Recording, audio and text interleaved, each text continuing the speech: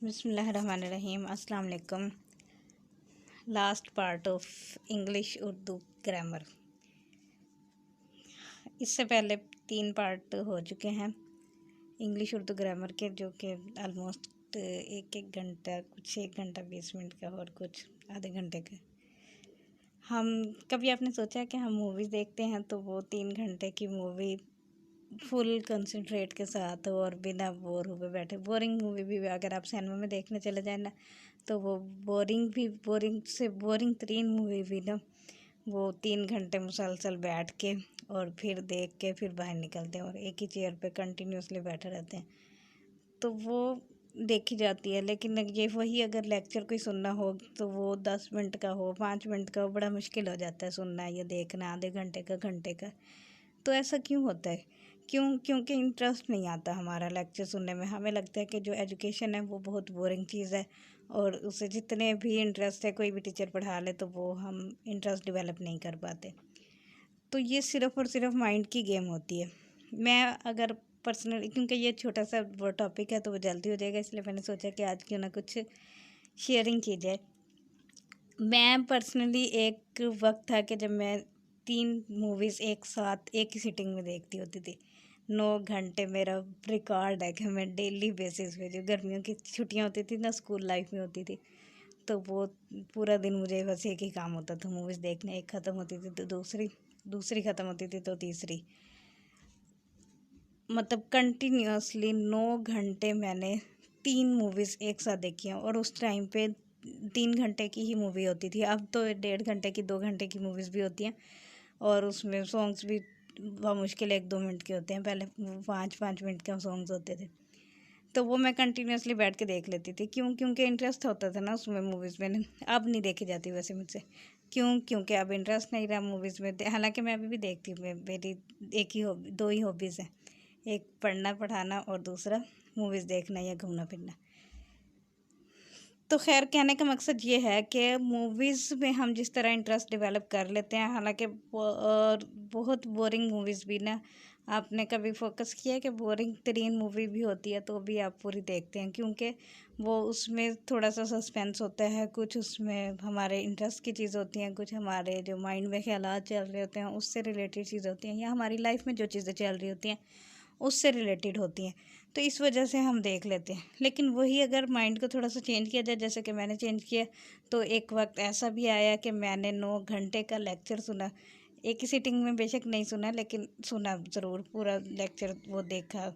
ये YouTube channel के हवाले से मैंने 2016 में चैनल बनाया था, लेकिन एक भी वीडियो अपलोड नहीं कर पाई, क्योंकि मुझे समझ नहीं आती थी कि वीडियोस को मैं बनाऊं कैसे। और फिर वो मुझे फेस का इशू नहीं है, मेरे वीडियो लेक्चर फेसबुक पे अवेलेबल हैं, लेकिन वो क्योंकि उसके लिए एक प्रॉपर सेटअप चाहिए होता है कि वो कोई माइक और कैमरा अच्छा और प्रॉपर सीटिंग, खामोशी वाली, वो पूरा स्टूडियो चाहिए होता है, जो कि मेरे पास अवेलेबल नहीं था, जिस वजह से मैंने वो नहीं बनाया। 2016 से 17 गुजर गया, 18 गुजर गया, 19, 20। लेकिन वो एक अंदर एक जो चाहत थी ना यूट्यूब चैनल बनाने की, या एक अपना इंस्टीट्यूशन बनाने की जिसमें मैं पढ़ा सकूं, या जो इल्म मेरे पास है मैं वो ट्रांसफ़र कर सकूं, तो उसके हवाले से मेरे अंदर एक जज्बा जोश था, जो कि अब आके अल्हम्दुलिल्लाह पूरा हुआ। 2022 के लास्ट में मैंने एक लेक्चर सुना, पूरे 9 घंटे का, बल्कि 10 घंटे का था लेक्चर। वो इंडियन लेक्चर किसी फीमेल का था वो, तो वो मैंने पूरा का पूरा सुना कि यूट्यूब चैनल स्टार्ट कैसे करना है, उसको एडिटिंग, और वो कौन सा चैनल बनाना चाहिए, किस तरीके से करना चाहिए। तो वो पूरा का पूरा ना सिर्फ मैंने सुना, बल्कि उसको लिखा एक पेज के ऊपर।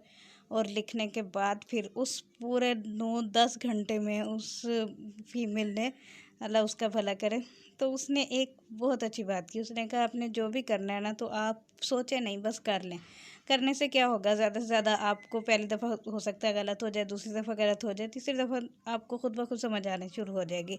ये बजाय, इससे बेहतर होता है कि आप कुछ भी ना करें, सिर्फ सोचते रहें कि मैं करना है, मैं कैसे करूँ, ये नहीं है मेरे पास, वो नहीं है।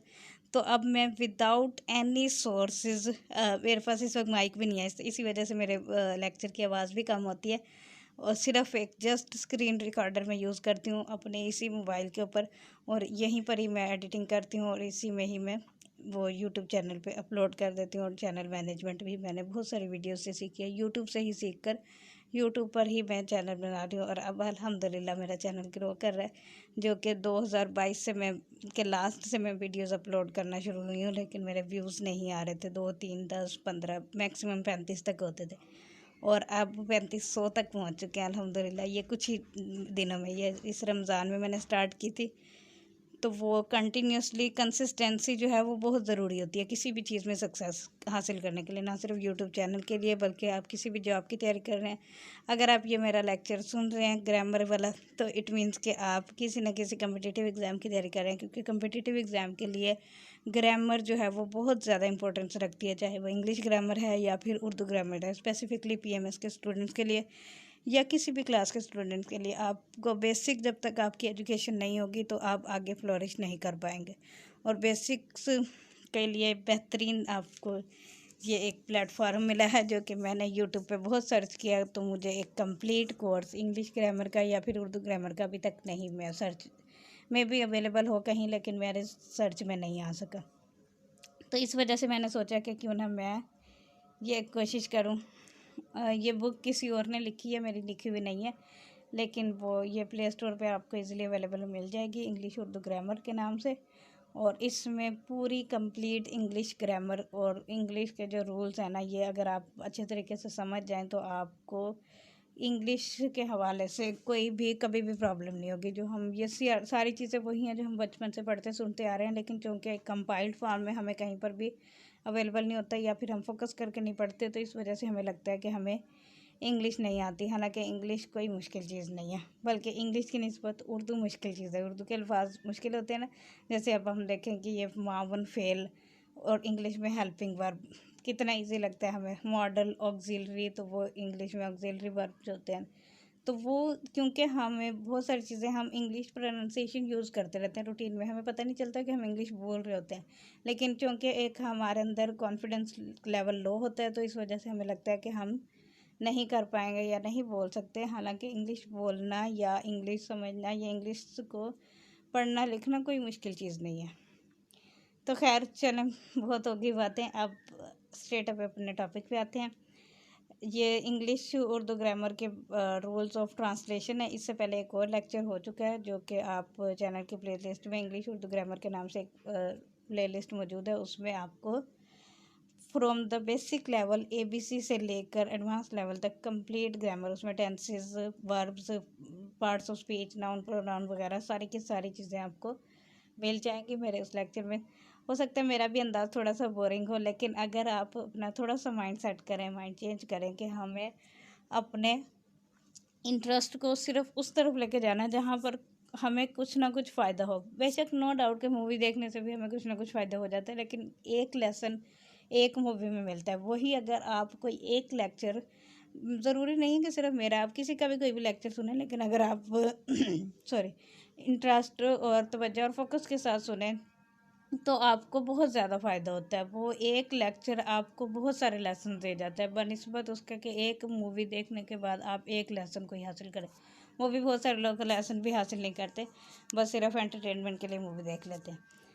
तो एंटरटेनमेंट भी लाइफ में ज़रूरी होती है, लेकिन अगर प्रोडक्टिव हो तो वो ज़्यादा बेहतर होती है, ना कि अनप्रोडक्टिव एंटरटेनमेंट आप हासिल करें जिससे सिर्फ टाइम कंज्यूम हो और फ़ायदा कुछ भी ना हो। तो खैर बहुत टाइम वेस्ट कर दिया मैंने, अब टॉपिक पे आते हैं। मुतल्लिकात।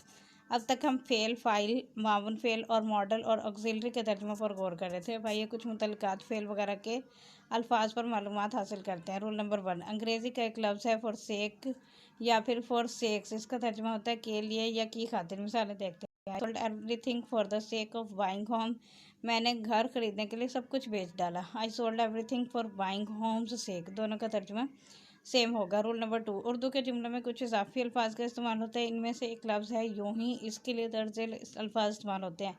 At random, aimlessly, without any purpose, उसने यूं ही लिखा। He wrote at random, he wrote aimlessly, he wrote without any purpose, same तर्जुमा होगा।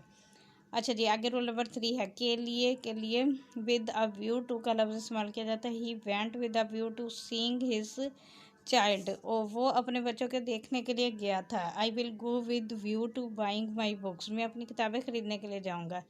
Rule number 4, if only, would, that, O that, oh that, इन सब लफ्ज़ों का तर्जुमा होता है ए काश, अगर, बराए इजहार, तमन्ना, तरकीब इस तरह होगी। If only, would, that, ETC plus subject plus verb in past simple. याद रहे कि इसके जुमलों में ही, शी, आई के साथ भी हमेशा वर्ब का इस्तेमाल होता है। मिसालें देखते हैं। काश मैं उस्ताद हो जाऊँ, if only I were a teacher, would that I were a teacher, O that I were a teacher, O that I were a teacher. तीनों सबका ट्रांसलेशन सेम होगी। अगर सब्जेक्ट के बाद नाउन या एडजेक्टिव आता है तो इसकी तरकीब इस तरह होगी। O that subject plus to be plus noun adjective. O that I to be old, काश मैं बूढ़ा हो जाऊँ। If only she to be a wife, काश वो बीवी बन जाए। अगर तमन्ना का इजहार शर्तिया शक्ल में किया जाए तो इसकी तरकीब इस तरह होगी। If plus subject plus past simple plus object plus subject plus past simple. Object, याद रहे कि इसमें ही, आई के साथ भी वर का इस्तेमाल होता है, वाज का नहीं। If I were a teacher I would teach, अगर मैं उस्ताद होता तो मैं पढ़ाता। If I were a student I would read a book, अगर मैं तालिब इल्म होता तो किताब पढ़ता।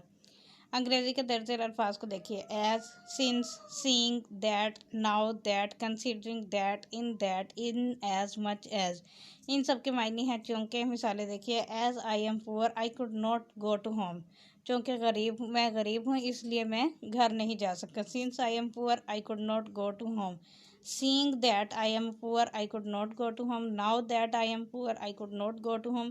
Considering that I am poor, I could not go to home. In that I am poor, I could not go to home. In as much as I am poor, I could not go to home. इतने सारे तरीक़ों से आप English में लिखते हैं और उर्दू में तर्जुमा सबका सेम होगा।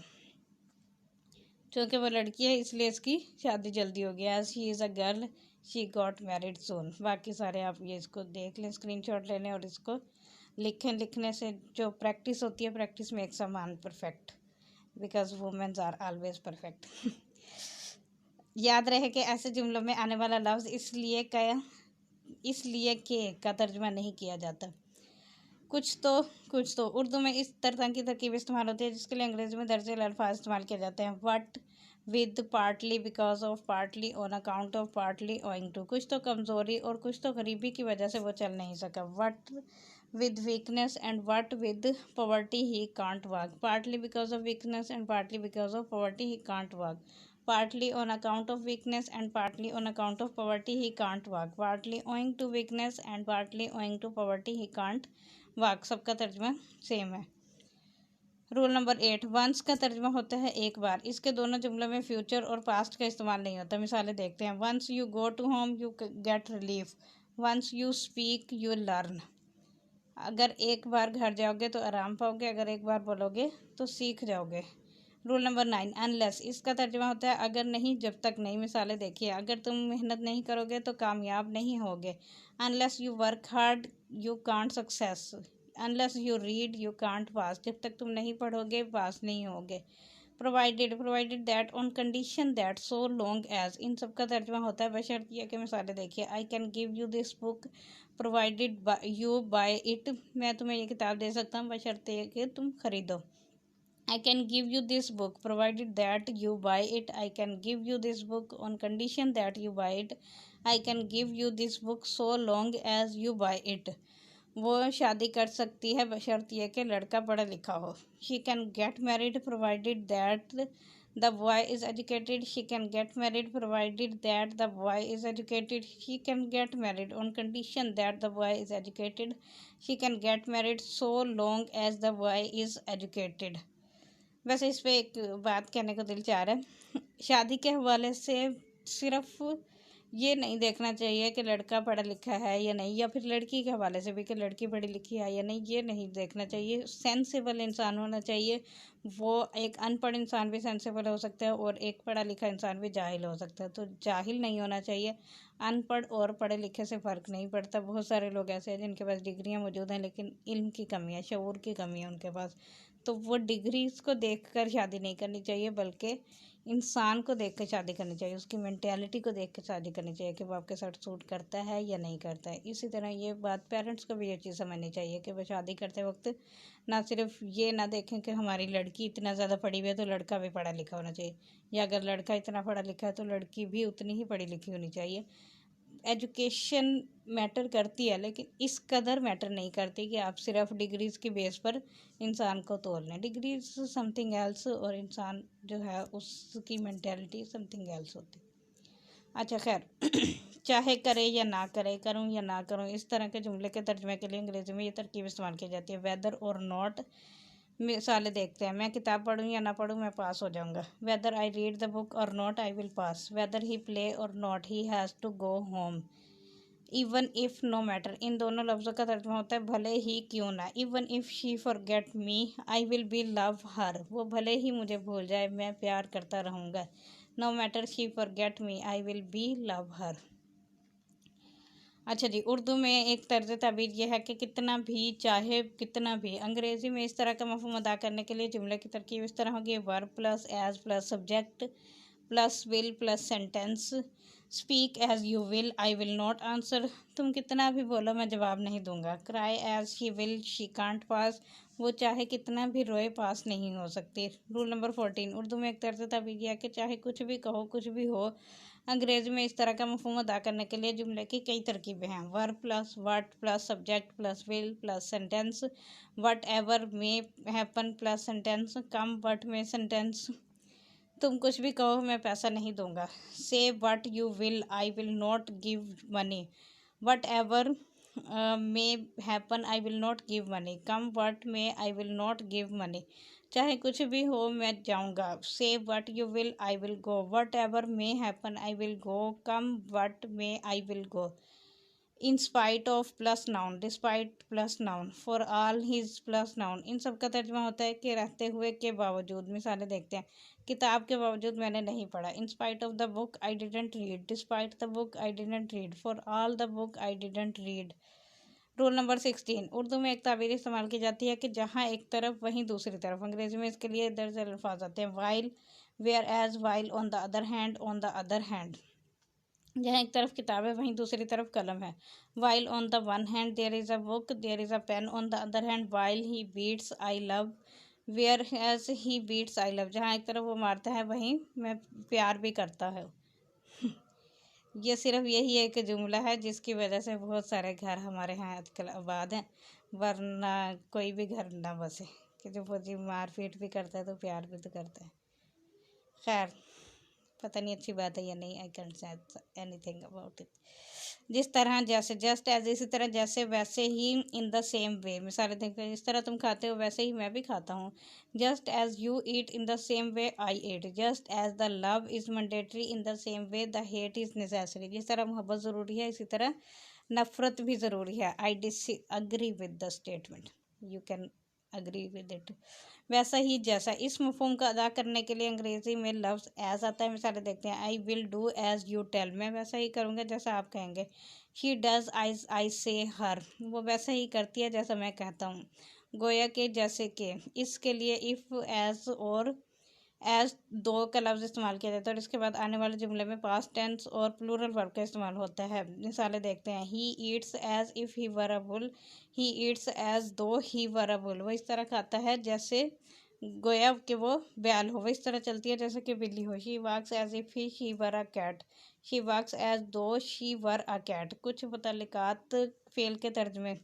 कायदा नंबर 1, मुतल्लिक व हाल। कुछ जुमले हाल वज़ू हाल पर मुश्तमिल होते हैं तो इसका तर्जुमा इस तरह होगा, while plus verb ING plus subject plus verb plus other words. Verb plus ING plus subject plus verb plus other words. सोते सोते मैंने ये किताब पढ़ी। Sleeping I read the book, while sleeping I read the book, देख कर मैंने ये काम किया। Watching I did this work, while watching I did this work. मुतल्लिक व हाल। कुछ जुमलों में इस तरह का मफहूम होता है कि वो कामों को करने वाला एक ही शख्स होता है। ऐसे जुमलों का तर्जुमा इस तरह होगा, having plus past participles plus subject plus verb plus other words और फेल मजहूल। पैसिव वॉइस में हैविंग के बाद बीन लगाया जाता है। मिसालें देखते हैं। Having studied the book I spoke, किताब पढ़कर मैंने तकरीर की। Having eaten fruit he bought it, फल खाकर इसने खरीदा। इन जुमलों को दो अलग अलग सादे जुमलों में भी तर्जुमा किया जा सकता है, जैसे कि I studied the book and I spoke, I ate the fruit and bought it. मुतल्लिक व फेल। पास्ट परफेक्ट टेंस का इस्तेमाल इस वक्त होता है जब जुमले के दो हिस्से होते हैं और इन्हें कंजंक्शन यानी बिफोर, आफ्टर, व्हेन वगैरह से जोड़ा जाता है। इन जुमलों से अगर ये मफहूम पैदा होता है कि ज़माना माजी में मुकम्मल हो चुका है तो पहला वाला जुमला पास्ट परफेक्ट और दूसरा जुमला पास्ट सिंपल टेंस होगा। जैसे I had reach the classroom before the teacher came, उस्ताद के आने से पहले मैं दर्सगाह पहुंच गया था। I had reach before he slept, इसके सोने से कबल मैं आ गया था। सिफ़ात में तकाबुल कायदा, वो दो चीज़ों के मुकाबले में एक चीज़ के तकाबुल के लिए कंपैरेटिव के बाद ऑफ और इसके बाद फिर दी लगाया जाता है। फिर मुकाबला जातों की तादाद लिखी जाती है। जैसे this book is the better of the two books, ये किताब इन दो किताबों से अच्छी है। This pen is the better of the two pens, ये कलम इन दो कलमों से अच्छा है। कम और ज़्यादा के तकाबुल के लिए अंग्रेज़ी में कुछ मखसूस अल्फाज आते हैं। तादाद, मिकदार, दिनों में ज़्यादती के लिए मोर का इस्तेमाल किया जाता है। जैसे आई हैव मोर पेन्स, मेरे पास ज़्यादा कलमें हैं। I have more notebooks than books, मेरे पास किताब से ज़्यादा कापियाँ। तादाद और मिकदार दोनों में कमी को बताने के लिए लेस और फ्यूअर का इस्तेमाल होता है। अलबत्ता ये फ़र्क ये है कि मटीरियल नाउन के साथ लेस का इस्तेमाल होता है, जबकि फ्यूअर के साथ इसम जमा यानी कलेक्टिव नाउन का इस्तेमाल होता है। मिसालें देखते हैं। I have fewer notebooks than books, मेरे पास किताबों से कम कापियाँ। There are fewer student than madrasa, यहाँ मदरसों से कम तलबा हैं। There is less milk than water, पानी से कम दूध है। कुछ तकाबली जुमले इस तरह के होते हैं कि ये लड़की इस लड़के से 3 गुना खूबसूरत है। वो लड़की इस लड़के से कई गुना खूबसूरत है। अब 3 गुना वाले में that girl is 3 times as beautiful as that boy, that girl is several times as beautiful as that boy. कुछ जुमलों में मिकदार या रकम की तयन होती है। इसका तर्जुमा इस तरह होगा। My book is 3 kilo heavier than that, मेरी किताब इस किताब से 3 किलो वजनी है। This pen is 5 rupees costlier than that, ये कलम इस कलम से 5 रुपये महंगा है। रूल नंबर 6, कुछ जुमले इस ताबीर के होते हैं कि वह खूबसूरत ज़्यादा है और अक्लमंद कम है। इसका तर्जुमा इस तरह है। He is more beautiful than wise, वो खूबसूरत ज़्यादा है और अक्लमंद कम है। अच्छा जी, कहीं ज़्यादा, बहुत ज़्यादा, सबसे ज़्यादा, इस तरह के मफ़हूम के लिए दर्जल अल्फाज इस्तेमाल किए जाते हैं। By far plus superlative, much the plus superlative, the very plus superlative, far and away plus superlative. वो किताब सबसे ज़्यादा मुफीद है। This book is by far more useful, this book is the very useful, this book is far and away useful. ये लड़की कहीं ज़्यादा खूबसूरत है। This girl is by way far more beautiful, this girl is very beautiful, this girl is far and away beautiful. अंग्रेज़ी की एक तरकीब है the like of plus noun या प्रोनाउन। इसका तर्जुमा होता है इसकी मानंद, इस जैसी। इस टक्कर का मिसालें देखते हैं। You can't find the like of this girl, इस जैसी लड़की आपको नहीं मिल सकती। You can't find the like of this book, इसकी मानंद या इस जैसी या इस टक्कर की किताब को आपको नहीं मिल सकती। वाकई ये बात सच है। ये जो बुक आप पढ़ रहे हैं तो इसकी मानंद आपको कोई बुक नहीं मिलेगी, मुझे भी नहीं मिली वैसे। रूल नंबर 9, अंग्रेज़ी के ये चंद अल्फाज हैं। A liking for, fond of, a weakness for, a taste for. इन सब का तर्जुमा होता है पसंद है, अच्छा लगता है या फिर शौक है। मुझे ये किताब पसंद है। I have a liking for this book, I am fond of this book, I have a weakness for this book, I have a taste for this book. सबका तर्जुमा सेम है। मुरक्कब जुमले कायदा नंबर 1, जब कोई जुमला दो मुकम्मल अज़ा पर मुश्तमिल हो और इसमें से जब से, तब से, इस वक्त से वगैरह अल्फाज हों तो इसका तर्जुमा इस तरह होगा कि दूसरे तर्जुमे का तर्जुमा पहले होगा, दूसरे जुमले का तर्जुमा पहले होगा और जब से के तर्जुमे के लिए सिंस का इस्तेमाल होगा और दूसरे जुमले का तर्जुमा पहले होगा। इसी तरह पहला जुमला प्रेजेंट परफेक्ट टेंस में होगा जबकि दूसरा जुमला पास्ट सिंपल टेंस में होगा। 1 year has passed since I began to study, जब से मैंने पढ़ना शुरू किया है 1 साल गुजर गया है। I have gone to Delhi 5 times since I got married, जब से मैंने शादी किया तब से 5 मरतबा दिल्ली गया हूँ।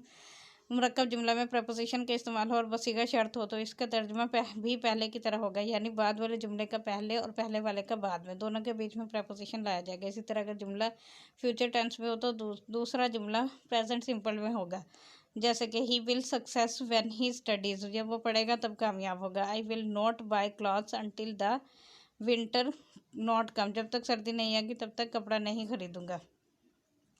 कुछ जुमलों में जो ही जैसे अल्फाज लगे होते हैं, इसके लिए नो सूनर, हार्डली, स्कार्सली के अल्फाज इस्तेमाल किए जाते हैं।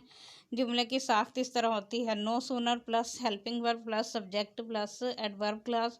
जो ही मैं मस्जिद पहुंचा नमाज खड़ी होगी। No sooner did I came to the mosque prayer is we ready. Hardly did I study my thinking is change, जो ही मैंने पढ़ा मेरी फ़िक्र बदल गई। तम्मत भी अल्लाह।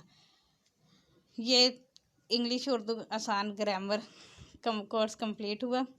अभी ये कोर्स कंप्लीट हुआ है, लेकिन ग्रामर के या ट्रांसलेशन के रूल्स और भी बहुत सारे मौजूद हैं, लेकिन जो है आपको बेसिक समझने के लिए ये एक ही कोर्स अगर आप सुन लें, 4 लेक्चर्स पर ये मुश्तमिल है, और एक ही सिटिंग में नहीं सुन सकते तो कोई मसला नहीं है, आप इसको शॉर्ट करके सुन लें। मतलब टाइम फिक्स कर ले कि मैंने 15 मिनट का सुनना है, 10 मिनट का, आधे घंटे का, जैसे जैसे आपका टाइम मिले, लेकिन आप कंप्लीट शुरू से लेकर एंड तक पूरा का पूरा सुने, और ना सिर्फ सुना है बल्कि इसको लिख लें। तो आप किसी भी कम्पिटिटिव एग्ज़ाम की या किसी भी एग्ज़ाम की तैयारी कर रहे हैं, स्पेशली CSS PMS या फिर सिविल जज ASJ, या कोई भी एग्ज़ाम जो है आप जिसकी तैयारी कर रहे हैं, उसके लिए आपको ये होपफुली बहुत यूज़फुल होगा, बशर्ते ये कि आप थोड़ी सी एफर्ट इस पर खुद भी करें।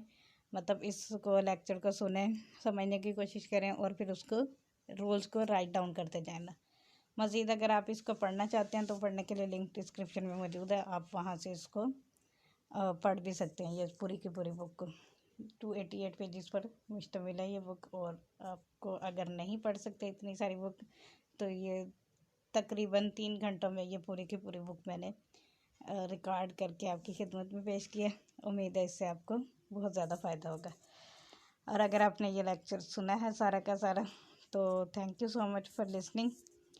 मज़ीद जो है आगे मैं और वीडियोस जो कि यूज़फुल होंगे वो लेके आती रहूँगी, क्योंकि अब यही मेरी दुनिया है, जो कि मेरा यही एक इदारा है यूट्यूब, जो मेरा आवाज़, मेरा पैगाम, मेरा इल्म पूरी दुनिया तक पहुंचाएगा। तो बहुत शुक्रिया सुनने के लिए। अल्लाह हाफिज़।